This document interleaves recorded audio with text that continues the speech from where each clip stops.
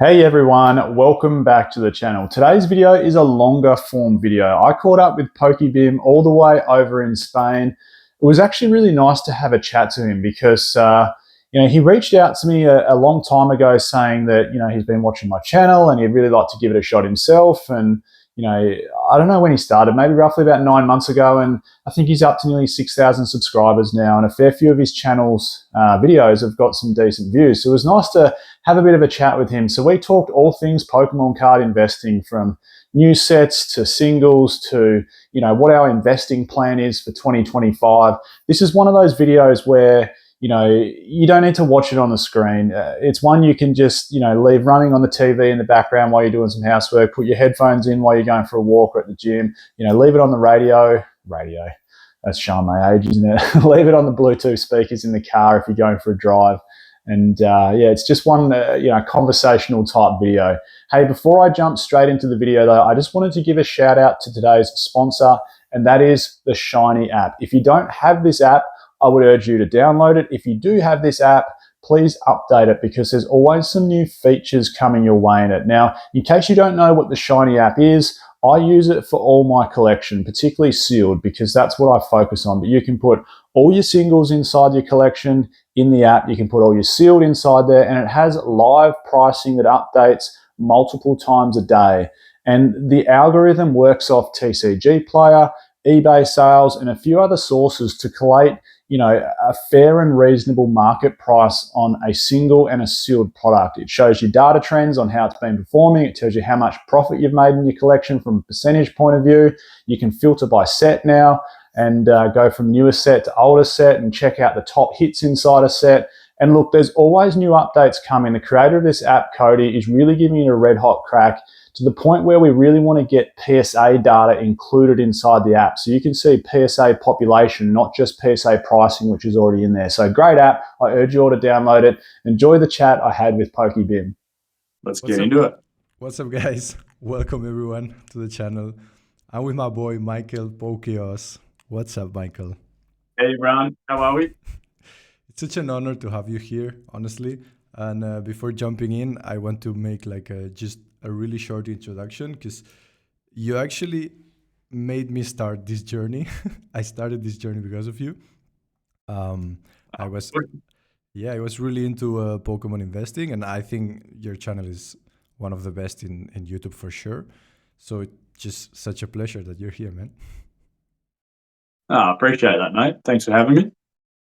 Well, I think today we will also have a Pokemon investing conversation, because that's what we are both Sounds a into. plan. I love talking Pokemon investing. Yeah, there's a lot of things to talk right now too, because the market is absolutely crazy. And it's curious because we have been in a really calmed journey, I would say, for the first 7 sets of Scarlet and Violet. But right now, 8 and 8.5 have been absolutely insane. So this is the $1 million question. But what's happening with Surging Sparks? I have my cases here. What's going on with Surging Sparks, Michael? Oh, mate, it's old school economics, isn't it? There's no two ways around it. It's supply and demand. It's simply that. And I think you're right to touch on the point you were talking about before with that. What felt like a little bit of a lull in the Pokemon investing world. And I think a lot of us content creators noticed it as well. Maybe, our engagement or our views were down for maybe the first, at least 12 months of Scarlet and Violet. I think there was a massive hangover from Sword and Shield, where everyone, thought the chase cards were so strong and the artwork, especially those alternate arts, were so amazing. And then we switched over to Scarlet and Violet. And I think, like anything, when something's new, it takes people a little bit of time to get used to it. And we're waiting on some big chase cards, I think, some big hits. And Greninja from Twilight Masquerade surprised a lot of people. And, we've seen upticks in some cards that probably deserve some credit, like, the Charizard from 151, the famous Bubble Mew from Paldean Fates. And I think it's just got on a little bit of momentum now. And then Surging Sparks set list hit, and pre-orders obviously went through the roof. And it's just a classic case of supply and demand. There's just so much demand for that set, and the supply is getting eaten up as quickly as as quickly as people can get it out onto the market. So that's all it is. And it just goes to show. I'm actually about to do my next video on this, which is just all about, you know, total set value, and in particular, most of the time, total set value comes from chase cards. And so basically, if the set's got good chase cards, you know, the booster box is going to perform well, or the set's going to perform well. And I think that's what we're seeing with Surging Sparks, aren't we? That set doesn't show any sign of slowing down. Doesn't look like there's much more stock around or coming anytime soon when it comes to booster boxes anyway. And they're just going to keep going up. I don't know. We can talk pricing on it a little bit more. I think it's up to what, $210 at the moment or something for a booster box. Yeah, I think it's something like that. But that's before. I think that's. Oh my bad.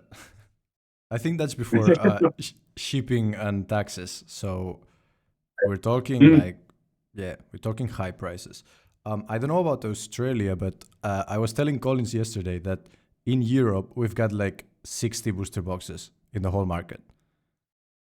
60. Yeah, like you buy that, there's no booster boxes, and we're talking about like 180 for the cheapest ones. But if you buy like 10, we're talking about 250.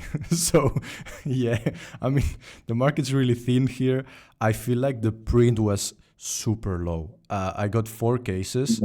I ordered a lot of Surging Sparks, like a lot more than this, from different stores and distribution, and yep, we didn't get them. So I think the print run was actually pretty tight. I think the Pokemon company. Yep, go ahead. I was just going to say, particularly on booster boxes, and I don't know whether this is a bit of a shift from the Pokemon company, but obviously the whole idea behind a company is to make money, isn't it? And, you know, squeezing 36 booster packs inside a booster box and, you know, wholesaling that to distributors to then pass on to stores, which can then pass on to consumers, might not be the best business model to actually capitalize on profit for them. I think we're seeing a lot more.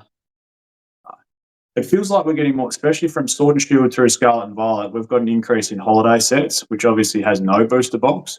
We're seeing increases in collection boxes, Elite Trainer boxes, and in particular Pokemon Center Elite Trainer boxes, which didn't exist until Chilling Reign in Sword and Shield. So I think from a business point of view, and obviously we don't sit on the board of directors or know exactly what they're doing, but you know, maybe a booster box isn't the most profitable way for the company to distribute its packs out. Like if you can get a collection box with 6 packs inside it and, you know, wholesale at a particular price, it makes more sense maybe than doing it with 36 packs squeezed inside a box. So I don't think we're going to get the death of the booster box, but I think you're right. It seems like, you know, even though printing's stepping up, the allocation of booster boxes seems to be a little bit more difficult for people to get their hands on.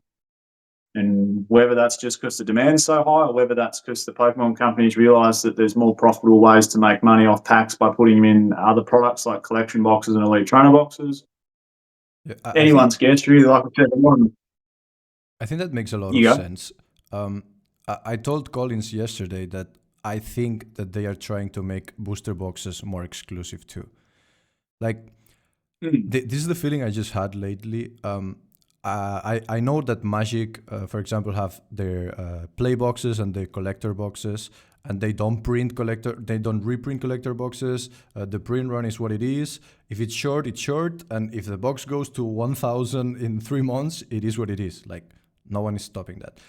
I don't think the Pokemon company is doing that, but I think they are trying to make at least this product kind of exclusive.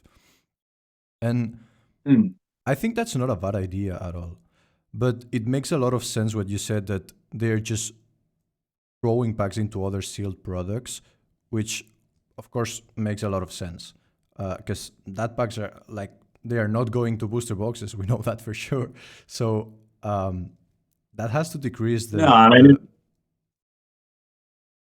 if you think about it, if you can, from a wholesale point of view, if you can place 36 booster packs inside 6 different collection boxes with 6 packs inside each collection box, so 36 packs, and then you can put some stickers or a promo which costs you nothing, or a little pin that costs you absolutely nothing, and you can wholesale them from a distribution point of view for, say, $20 US, and they'll retail at $29.99 once they finally hit shelves. 20 times 6 is $120. Yeah. So from a the grassroots section versus booster box that you might have to give out to distributors at $80, like, it's more profit. It's just a guess. Like, I'm not saying that's exactly what they're doing, but if you're printing a certain amount of packs and you want to capitalize on those packs as much as you possibly can, particularly coming into the holiday season, it's Christmas time. Collection boxes run hot, even though us investors might not like them that much. They're great, Christmas gifts for kids, and parents will buy them up. So maybe lots of reasons we don't know about. What we do know is Nintendo and the Pokemon Company International are very, very clever at making money. So much cleverer than what we are. That's a good conversation too, because there is like some of us that say that they know exactly what they are doing. And there are some other content creators are just saying, "Oh no, that they're just clueless. They should have printed more." And I'm like, I don't think so, man. They've been doing this for decades. No, I don't think so. It's extremely, extremely measured. And look, I think to some degrees they get it wrong sometimes. I think they overcorrected, during COVID with sets like Darkness Ablaze and Vivid Voltage, and I think they realised that. I think they're smarter than what we think. They realise the secondary market is also important to the primary market. Like the secondary market they sort of don't exist without each other. So, the fact that people like us are around that are buying lots of product to maybe hold later on and sell on the secondary market, that's not their primary objective. It's probably to sell to kids and people that like to play the game, but they would certainly know about the secondary market and care about it. Definitely. I completely agree. I think one without the other is just useless. And we've seen that with some of the earlier Scarlet and Violet sets. I mean, my point of view is almost always in Europe because it's where I live, but some of the sets were way overprinted. And I think they learned that lesson. Paradox Rift here was way overprinted. We're talking, I bought booster boxes for less than $70 here. Because no one wanted them.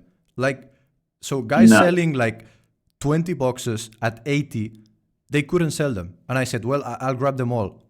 Sure, 65 per box, whatever. Like, just take them. Yeah. Man, that was insane. And it's still a really large market.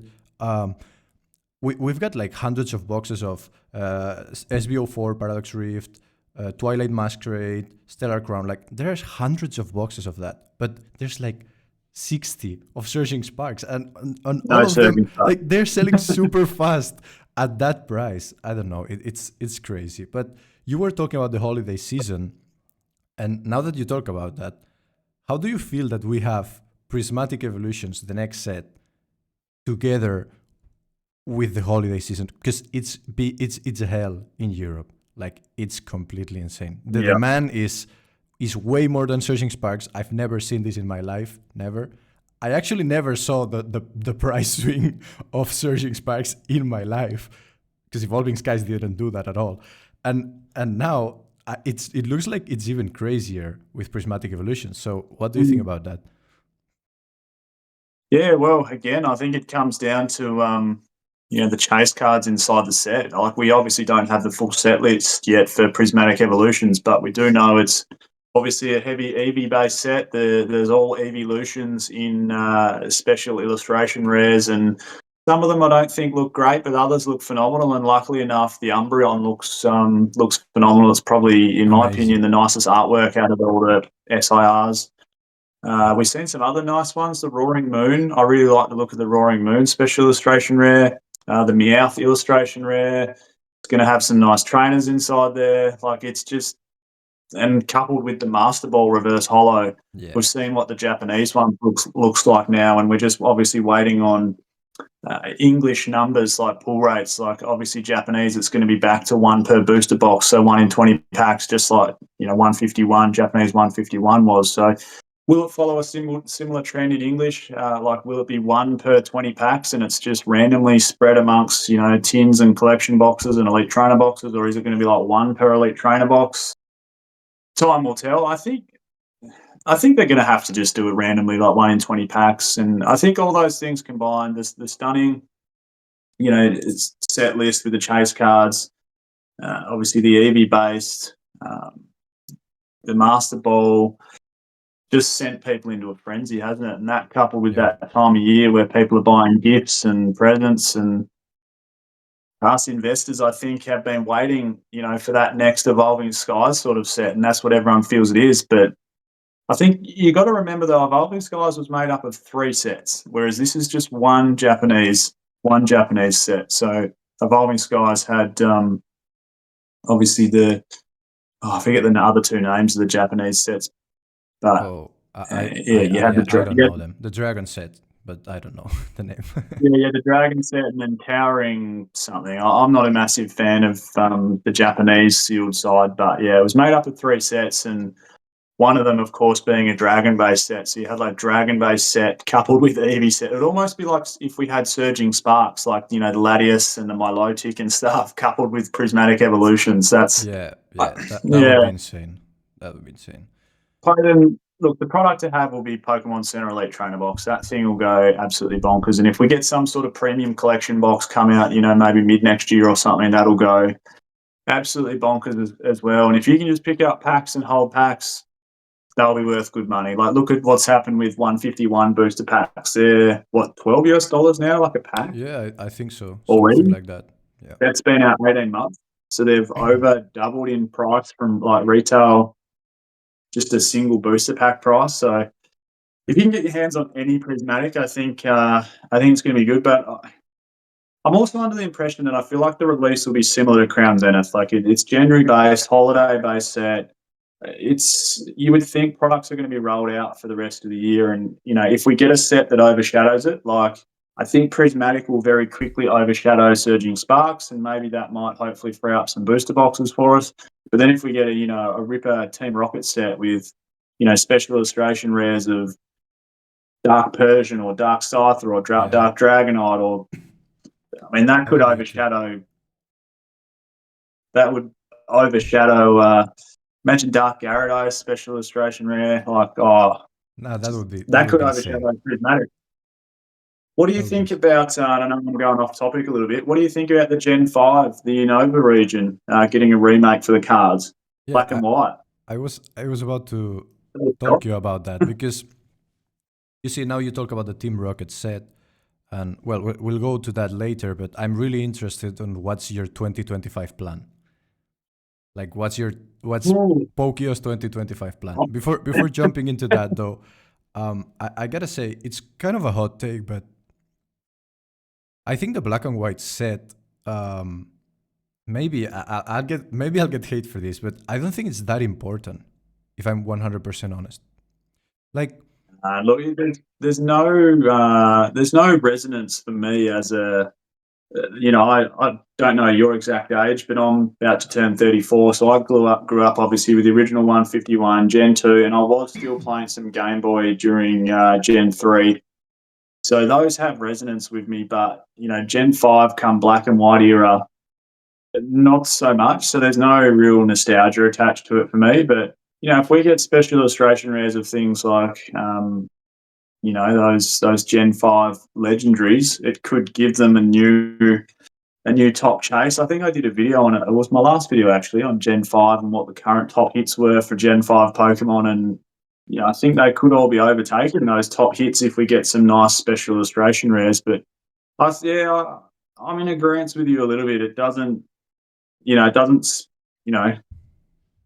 fetch my attention like Prismatic Evolutions or even Surging Sparks or 151. So that's the thing. It's just very left field.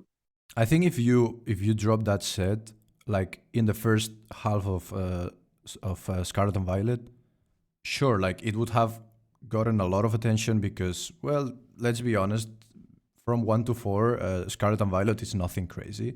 I like Paradox Rift, I like Paldia Evolved, but they are not super insane sets. So I think it's just the timing. Like if we get, well, we will just get Prismatic Evolutions now, which is a specialty set. Let's say we have Team Rocket after, just speculating here, but let's say we have Team Rocket after, and then we have the 156 black and white. Man, like it's really hard to compete with all the evolutions and a Team Rocket set that has been like what 25 years since the last like well, not 25 because we had Team Rocket Returns, but we're talking about like a like historical thing, like and yeah. When was Team Rocket Returns? 04, 05? I think it's 05? Anyway, yeah, I think it's it's 19, 2004, probably but 19 years ago. yeah, it's 2004, I think, with the Gold Mm. Star Torchic. Yeah, Yeah, you love had the that three card. starters. Yeah, Love that card. I yeah. love that card. I'm. By the way, I'm 25. So I didn't play Black and White that much either. What Because did you grow up? I started with Gen 3. Yep, yep. Everybody like all the people that watch me know that because I say that in every video. Like I'm always talking about Rayquaza and stuff. Oh, well, that's the other thing. Like, we had a Groudon IR, but that's Yeah, one of the complaints I've had about Scarlet and Violet is we had so many opportunities. Like, okay, Groudon was in Paradox Rift, Paradox wasn't Rift. it? Why not have a supplementing card? Like, I don't know, it's got to follow, the meta and it's got to follow, some sort of theme, but just from a purely collecting standpoint, like, get Kyogre in there. Why not have a special illustration rare Groudon and Kyogre? And, where's Rayquaza? Yep. Gen 3 has some banging Pokemon. I heard you talk about Paradox Rift, about the Groudon on one of your videos, and you were saying like, why couldn't we just have an illustration rare Kyogre? That because it's actually on the picture, like you can see the ocean on the picture, and I was like, that's so true. Imagine Paradox Rift just had a Kyogre illustration rare to fit that Groudon, and then a Rayquaza special illustration rare. That would be like a $200 box maybe, just because that's all Paradox Rift lacks. Just a big chase card. Even Paldea Evolved, like if you're going to have that beautiful illustration rare Magikarp, imagine if you'd asked Shinji Kanda, obviously the artist of the Magikarp, and it was the same artist of the Magneton in the Surging Sparks ETB, and obviously the famous Giratina from Lost Origin. Imagine asking them to do a Gyarados special illustration rare to go inside Paldea Evolved. Same thing, Paldea Evolved would be at like $250 a box by now because. Yep. I just feel there's been a couple of little tricks missed throughout the early Scarlet and Violet sets, and the good thing is I don't think Surging Sparks maybe missed some of those tricks. Like I felt like Surging Sparks is now a return to something good and something positive. Maybe the Pikachu artwork could have been a bit different, but it's like how many different scenes can you put Pikachu in? Yeah. And Prismatic Evolutions, love them or hate them, those Terra Crowns, but some people argue that, they wreck the artwork, but it is what it is. Like that's the gimmick, I guess, we have for Gen 9. So Yep. I mean, that's the gimmick, but I gotta say, the special illustration rares look really good to me. Like, I was really worried about it. I was worried about it because, this crystal thing on the head is really annoying me. To be honest, I haven't even played the games, so I don't understand the mechanic there. But, the Umbreon is like a crystal figure because it's like terrestrialized, and I just love it. Like I love the lighting on that card. I love the background. I may even like it more than the Evolving Skies one, and I really love that one. Like the fact that they did a Umbreon like 2 years later or 3 years later, and it's actually like competing with that card. It's not like a cheap let's sell things, let's sell the product. It's actually a really well designed and well drawn card, and that really got in. Like I really like that. It really grew on me, and I think the other is special illustration rares. Of course, we got some of this like really low resolution, but you can kind of see what is going on there. You can see the artwork. Yeah, I think overall they look pretty good, and I was expecting way worse when I knew they would be like terrestrialized, but I think they look really good. So having all these sets ahead, what is Michael Pokio's 2025 plan? 2025 plan. That's right. I knew we were about to talk about something. So in case some of your viewers haven't watched the channel, I grew up playing a lot of sports, whereas now I guess I'm getting older. All I do is play golf now. That's the only sport that I play. And the more I think about golf and the more I think about what I'm doing and technique and everything else in between, the worse I seem to play. I'm very much, if I see the ball hit the ball and just let that natural sort of ability take over, I always seem to play better. And sometimes I think it's the same in sales. Like, you know, the more you just be yourself, see the ball hit the ball. That's the saying we use in Australia when it comes to cricket. Probably not too many cricketers in Spain, but um, that saying I think resonates for 2025 for me. It's I'm not saying, oh, you know, I'm dedicating this amount of money per month to this product. I think I do analyze the market a lot. So probably would have been about almost this time last year or maybe 9 or 10 months ago, you know, I did a video about a couple of Sword and Shield boxes that were running extremely low on stock. So similar to what you mentioned about Surging Sparks, right? There's only 60 boxes on the market, and that's a really good teller. So we had down here in Australia, Fusion Strike was cheaper than what it was in the US. And, you know, other sets like Astral Radiance were a lot cheaper than what they were in the US. And you can see supply really thinning out. So those eBay stores, like say, I'm just 200 Australian dollars, just so you know, is about what, maybe 110 euros, I think, and probably about 140 US, 200 Australian, maybe thereabouts.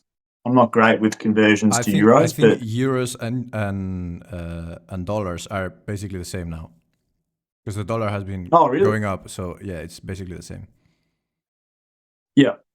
So anyway, they're about 100, work off about 140 US, you know, for a Fusion Strike booster box about 9 months ago. So 200 Australian. And you could see, rather than stores or sellers on eBay having 5 or 6 or 10 in stock, it was like one individual box. And once you realize that supply is really starting to thin down, what will happen is the floor of the market will move away very quickly, and you start getting this real uptick in price of the booster boxes. So, you know, rather than having to eat through 100 boxes at $200, you might only need to eat through 3 or 4 boxes, and all of a sudden the new floor of the market's $215. So one thing I'll be doing is looking for opportunities like that, and it's going to be a little bit hard in 2025 because maybe the only boxes we can look at for that scenario, so that's, you know, towards the end of its life cycle in terms of the meta, when they'll start maybe looking at going out of rotation. There's not too many sets that we could look at like that, but maybe Paldea Evolved would be one example where it's probably it's just had its final print run. So maybe moving into 2025, yes, it could still be reprinted, but the likelihood I think will be super, super small, especially with Prismatic and Team Rocket and, you know, Black and White, etc. And probably likely might see some reprints to, you know, Twilight Masquerade and Surging Sparks, etc. So that's one example where I might look at making a play on. If I see Paldea Evolved boxes really starting to thin out, you know, I might buy out the floor of the market here in Australia.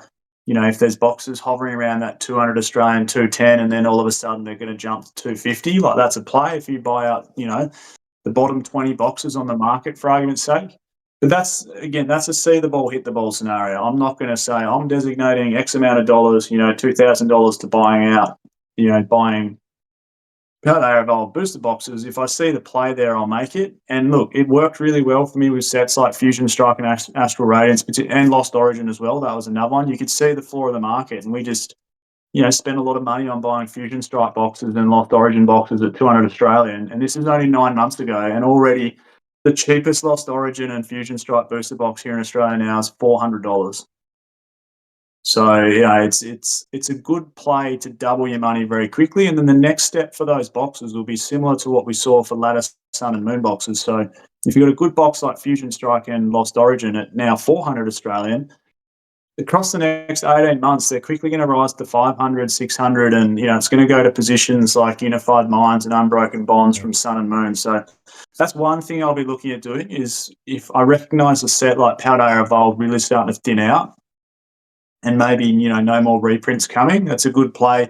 You're not going to buy them at the absolute cheapest. Like I bought some Fusions. I bought some Fusion Strike boxes for 150 Australian dollars at launch because no one wanted them. You know, it was overshadowed by Evolving Skies and Celebrations, and so buying them at 200 wasn't the cheapest you could buy them.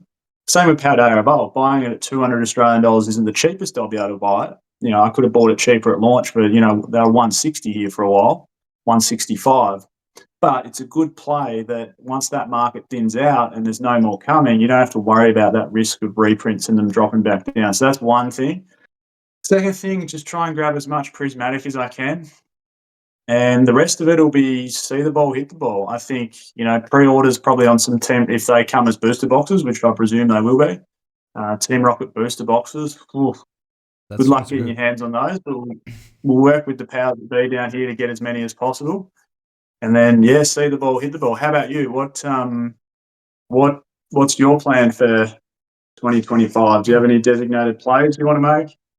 So I'm gonna be completely transparent here. Well, first of all, my strategy is kind of different. I started doing what you said I started looking like Silver Tempest, for example. Like here in Europe, Silver Tempest was from 110 to 120 for a lot of time. And I said, okay, this is the moment I go in with Silver Tempest. I did fine because the box now is 150, and I bought like a lot of boxes from the same buyers, which I always ask kindly, like if I get a lot of boxes, if I can get like some discount. And usually people say yes because they are just making one shipment. So actually, if you buy 3 cases from someone, I completely understand that they discount something because I would do the same if I was selling. So that was my play for a while. I grabbed a lot of Silver Tempest booster boxes, but I'm going to be completely honest with you. I kind of regret it because a lot of my money went into Sword and Shield, which that's something I do not regret. But I think I went too much deep. Like I was not really optimistic about the Scarlet and Violet era. I grabbed a lot of Paradox Rift. I grabbed some Twilight Masquerade. I think I have 3 cases of Twilight Masquerade, 2 cases of Paldea Evolved, but I didn't find this set like, let's say, Lost Origin, that I would go like really hard on it because I was really waiting for this Surging Sparks that actually happened for some of this like big set to drop.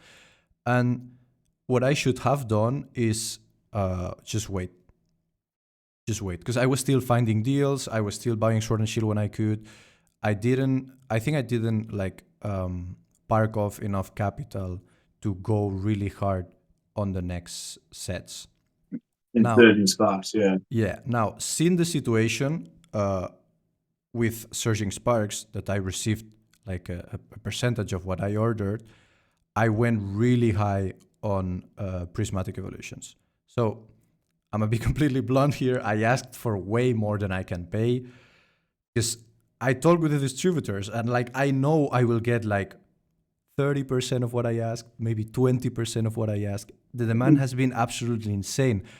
That's a fun fact here. I was talking with a girl that's like my contact from a distributor here in Europe, and she was telling me, I got calls from random people that have businesses that wanted to buy booster bundles. So there was this Chinese guy that runs a bar asking for Surging Sparks booster bundles from distribution. And she was like, what is going on? Like business that are not Pokemon businesses or stores are just asking for the product. I don't even understand. Yeah. Of course they don't sell to them because like that would be even more insane than it is now. But yeah, so my play normally now is I try to get booster boxes as cheap as possible. If it's a specialty set, I'll go for ETBs and booster bundles. That's it. I don't want any pin collection. I don't care the price. Like, I don't want that product. I don't want to carry small products because I've done this on the past to grab Evolving Skies. I have this. Yep. I think they are like, I don't know if they are Europe exclusive or not, but there are these like kids collection with a rover, with a Lechonk rover or an Eevee rover or something like that, and it's like Evolving Skies and Astral Radiance, just 2 packs. Now I bought a bunch. I bought a bunch of that because that was a way to get cheap Evolving Skies, and I actually did really well because I bought them. I don't remember the exact price, but at a really good price, and Evolving Skies is just doing Evolving Skies things. And but same, like I think that the product is too small. I will have to do a lot of shippings when I sell them. I don't know. I feel like I just when like I was always looking for deals, and what I should have done is just wait for it.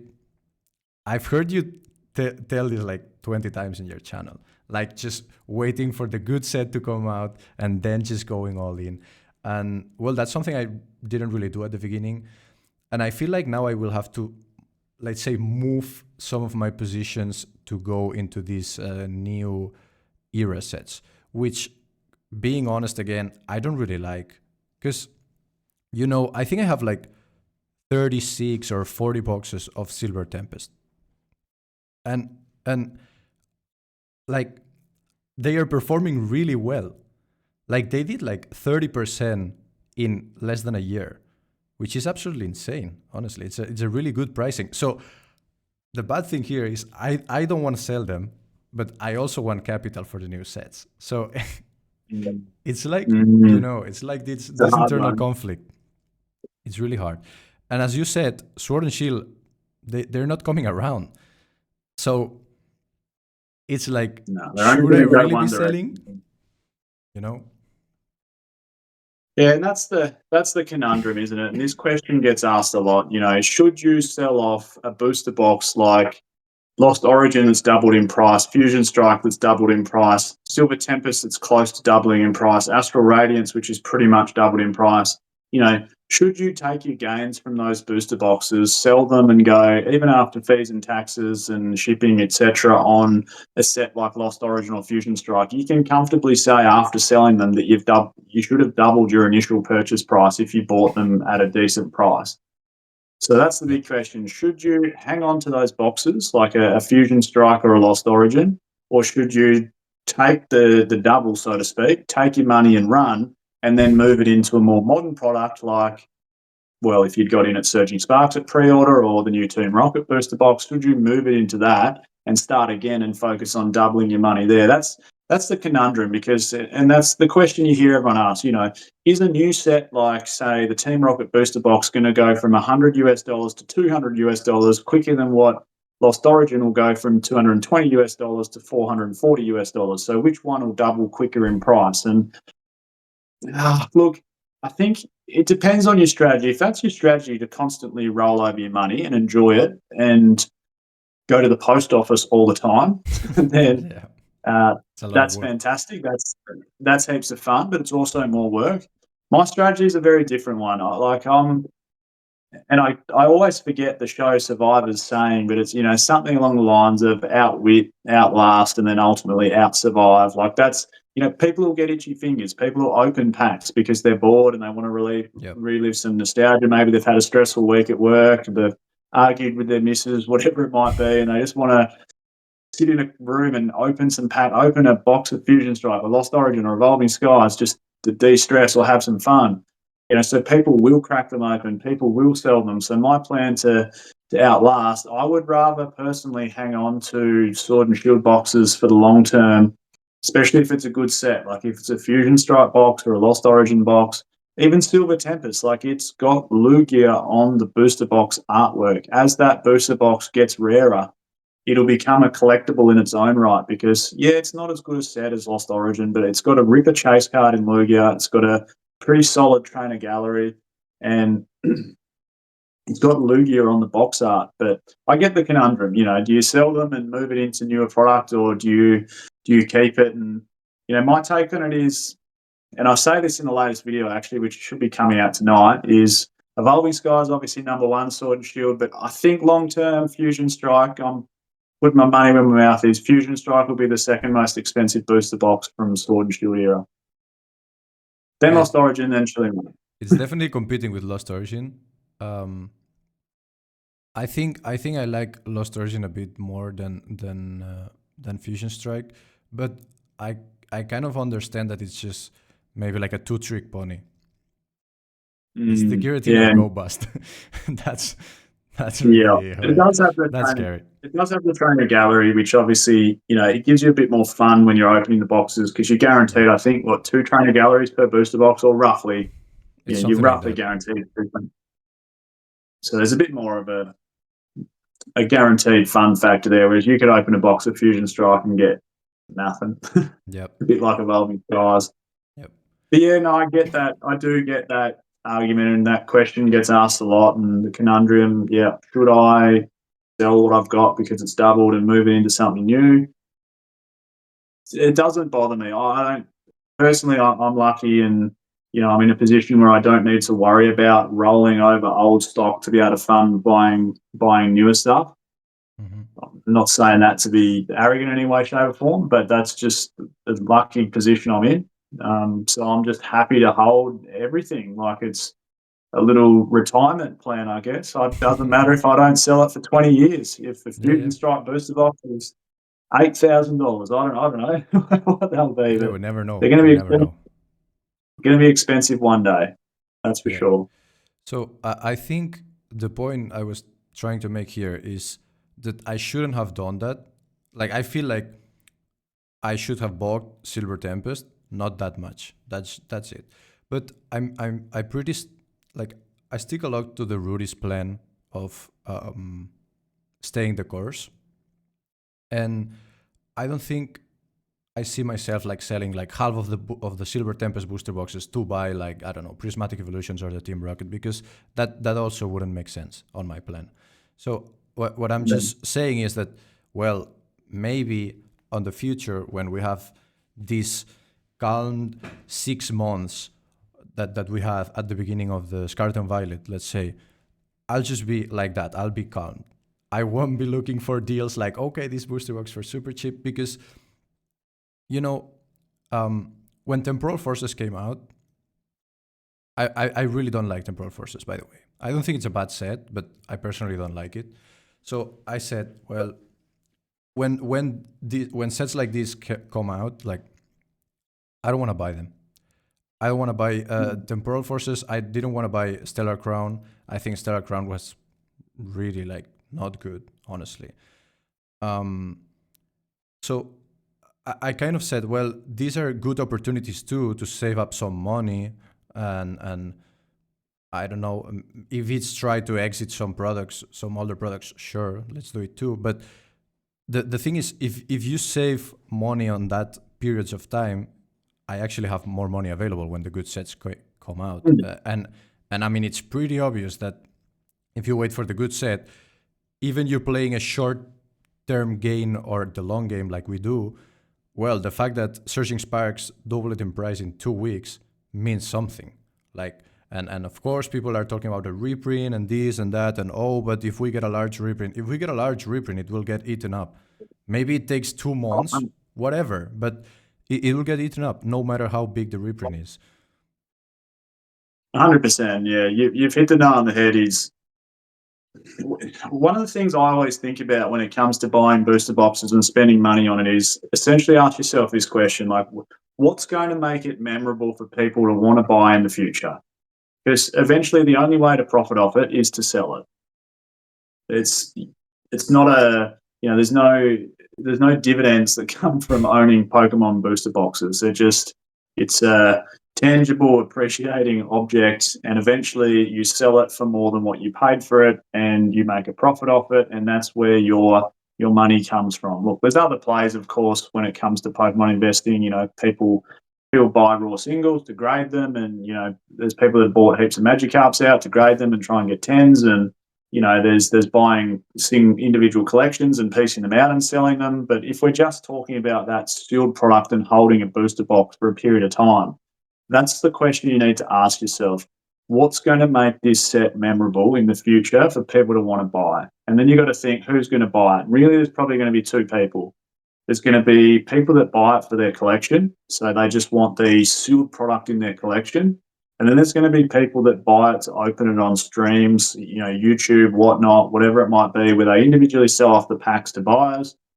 So there's no cost to them really. And then, the Poke Revs of the world, the guys that Yep. will buy old booster boxes to open on stream and give them out. That's their income. That's their job. So they're probably the main two types of people that you're going to be selling it to. And then for someone that's a content creator opening the booster box, what's going to make that set memorable that people want to open? I mean, Evolving Skies, yeah, it's boom or bust. But if you get the boom, how good a content is that going to be in 5 years' time or 10 years' time?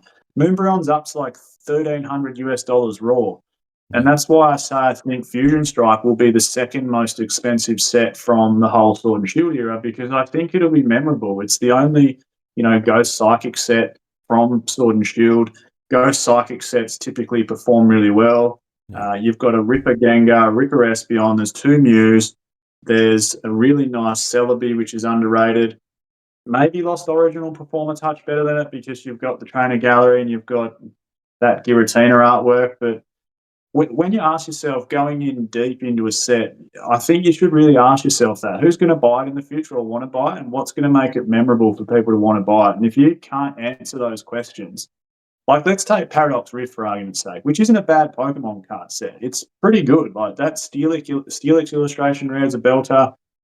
The Roaring Moon special illustration rare looks good. The Groudon illustration rare looks good. But you ask yourself, what makes that set memorable? Like, who's going to want to pay big dollars for that set in the future? And the answer is, well, I don't know. Not me. So if I don't want to pay big dollars for it in the future, then you go, well, why is Surging Sparks performing so well? And you go, well, because it's memorable. It's got a $500 raw Pikachu. It's got a beautiful Latias. There's a bunch of really nice illustration rares. There's a bunch of really nice trainers inside there.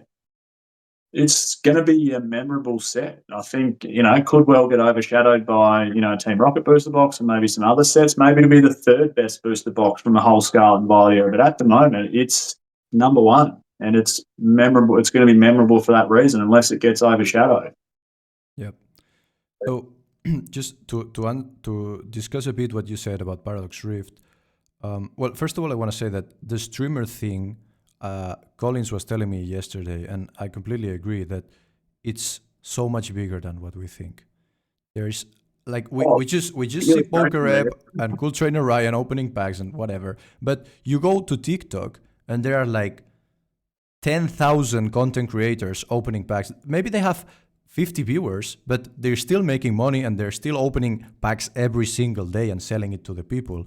So he was telling me we're not conscious about that. We're talking about hundreds of thousands of dollars of Pokemon products getting opened every single day. And I think we in the Pokemon investing space, myself included, we have this biased opinion that maybe Sword and Shield and Scarlet and Violet will be really hard to increase in price because we all are holding it sealed, right? And then Surging Sparks comes out and it's like, nope. Surging Sparks just teach me a lesson, honestly. Because I was not worried, but I was thinking about that a lot. A lot of people are keeping this sealed now. And then Surging Sparks just doubled in price in a week. And I was like, okay, never mind. I was completely wrong about that. People are just ripping sets like crazy at the moment. And you're right. It's those YouTubers, streaming services, places, TikTok, whatnot. Hop on any of those sites and it's like round the clock, 24/7. There is someone just constantly opening packs and selling them off to viewers and buy this, buy that, whose packs this, whose packs that, buying into box breaks, pack breaks. And I think we're only scratching the surface on it. I think people are monetizing themselves off just opening packs, and what a fun way rather than going into the office 9 to 5. Yeah, I was about to say that's a fun way to earn an income, man. It's I think we're only scratching the surface on it. So for us, I suppose sealed investors that have the gumption to be able to hold on and keep these sealed. I agree with you on that point that these people that say, or us that maybe have the biased opinion where maybe we're tuning into the Poke Investing Reddit forum or we're watching YouTube videos of people saying, here's my, 6 cases of Surging Sparks sealed. I've got 17 booster boxes of Evolving Skies, all sealed. That you think, everyone's got it sealed, but it's just not the case. And it's changed so much. Like, obviously, people keep saying, "Oh, Wizards of the Coast is being reprinted." Well, it's not. It's just there was so much of that printed at the time, and so much just left in stores. There was no outlet for those products to be streamed on Whatnot or TikTok back in the late '90s and early 2000s. It was printed like crazy, and it was opened like crazy, but it was also left in the back of heaps of basements and stores. And so, long story short, I don't think people need to stress about this notion that so much of it's being kept sealed, and people get itchy fingers. People sell it, people open it. There's streamers cracking it like crazy 24/7 on so many different platforms now, monetizing themselves and their content to all right, quit their day job and do something more fun. For sure. And addressing the what you said about Paradox Rift, I have a decent amount of booster boxes of Paradox Rift, and my logic when buying them was, well, of course, I grabbed them for basically like 1/3 of the actual retail, which is kind of ridiculous. But apart from that, is that I was looking at these like low tier Pokemon sets, right? Like Guardians Rising, I don't know, Sun and Moon Base, like these sets that, let's be honest, are bad. They are bad sets. Crimson Invasion collapsed when it came out. I was not around here. I won't act like I was, but I've learned that it collapsed to $60 and then it just went back up. And my logic there was like, okay, so let's say bad sets do not perform as bad in Pokemon, because like long term we see that they still like 200 and something, which is honestly it's kind of impressive. Like to see like I'm a bit I'll hit a more recent set for context, but for me, if someday I see like Darkness Ablaze at like $300, I would be really impressed, because that set is just bad. But I have the feeling it will happen at some point, because a lot of people just collect the booster box, just like you on your background. You have one of each, so maybe just a lot of people just come to the hobby and the set is out of print and they say, okay, I'll buy one booster box of each and I'll have them display, or I don't know. But my logic there was, okay, if these sets can like double in price of the 100 mark, and I can get what I don't consider is a bad set, but a mid-tier set for $70 to $80, man, I mean, because even if we're talking like, let's say Surging Sparks in 10 years is $1,000, whatever. But even if we're talking like these Paradox Rift booster boxes being like $250 in 5 to 10 years, we're talking about like a ×4 or something, ×4, ×3, like that's still insane. And you will have to pay a lot extra for these like more successful sets. I got this for cheap, but my distributors told me like, well, if you want more Surging Sparks, you'll have to pay it, man. You have to pay 160, 170. I'm talking about distribution. Like that's crazy. That's crazy, man.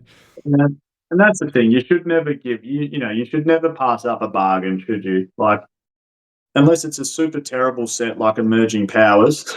Wow. Or Darkness Ablaze. You hit it there. Emerging Powers is the worst Pokemon card set ever made, but I think the top chase card's $5.50. Yeah, well, I think it's 14, but well, yeah, it's Nermin crazy. is 14, but yeah. No, I agree. You certainly shouldn't pass up a bargain. That's for sure. And there's Paradox Rift isn't. Look at the depth. There's so much depth when it comes to illustration rares. Like it's not. It's in a different league to Darkness Ablaze and Guardians Rising. So I wouldn't stress about it. I think if you picked them up a good price, hold on to them, and it'll be just fine. It's not gonna. It's probably, like you said, not going to do the things that Surging Sparks or even Twilight Masquerade will do, but it'll be fine. Who knows? It might not get a reprint. There was a massive, massive first print wave. Like there's heaps of stock around of Paradox Rift, but maybe that's one they overcorrected with a little bit on, and it won't get reprinted. Like we know we're up to Obsidian Flames just getting a reprint. So we've had S&V Base had a reprint, Paldea's had a reprint, Obsidian's had a reprint. Maybe they'll leave Paradox alone, because what's the point if there's still plenty of it sitting around and it's not quite moving? Yeah. I don't think it wouldn't be smart, honestly, to print Paradox Rift. It doesn't make a lot of sense, but Yeah, We you never know, do we? Yeah, we never know. Well, I'll Michael, just have to tell you, mate, my battery's down to 19%, so yeah, I'm no only problem. about another I was 5 about minutes to end left it in right me. here. I want to thank you so much for coming around. It was a pleasure talking to you. Yeah, likewise, mate. Nice to put a face to the name and Yeah, have a bit of a chat in person. sure. So thank you so much for coming. Maybe we'll talk some other day. Who knows? Um, it's always fun to talk about Pokemon investing. I could do this for hours, so I'm always up to. And yeah, thank you so much for coming. Thanks, mate. I'll let you get some rest. Yeah, thank you so much for watching, guys, and we'll see you in the next one. Bye bye. See you, mate.